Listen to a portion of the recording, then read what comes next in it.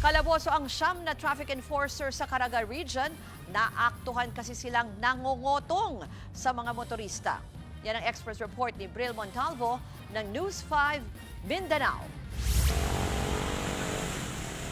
Sa halip na manghuli ng mga pasaway na motorista, ang mga siyam na enforcers na ito ng Land Transportation Office Caraga Region o LTO-13 ang hinuli ng mga otoridad. Isa sa kanila pinadapan ng arestuhin. Huli sila sa entrapment operation ng mga pulis at Task Force LTO National sa National Highway ng Buenavista, Agusan del Norte nitong Huwebes ng umaga. Naaktuhan ang mga enforcer na nanunuhol daw ng motorista habang nagsasagawa ng operasyon sa lugar.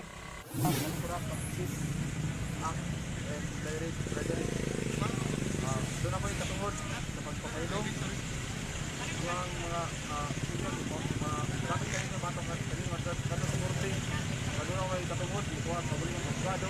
Ayon sa mga pulis, matagal nang inirereklamo ng mga motorista sa tanggapan ng LTO National ang mga suspect dahil umano sa pangungotong. Kaya naman nagkasana ng surveillance ang mga otoridad na nagresulta sa kanilang pagkakaaresto.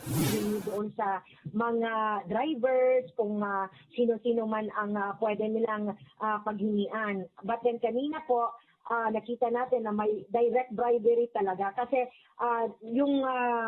yung ginawa nilang operation, yung mark money po na binigay nila doon sa mga LTO personnel ng Butuan ay nandoon sa kanilang possession. Nakuha sa kanila ang perang aabot sa higit 4,000 piso na hinihinalang galing sa pangingikil nila sa mga motorista.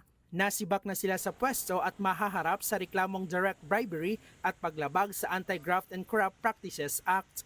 Nagbabalita mula sa Frontline, Bril Montalvo, News 5, Mindanao.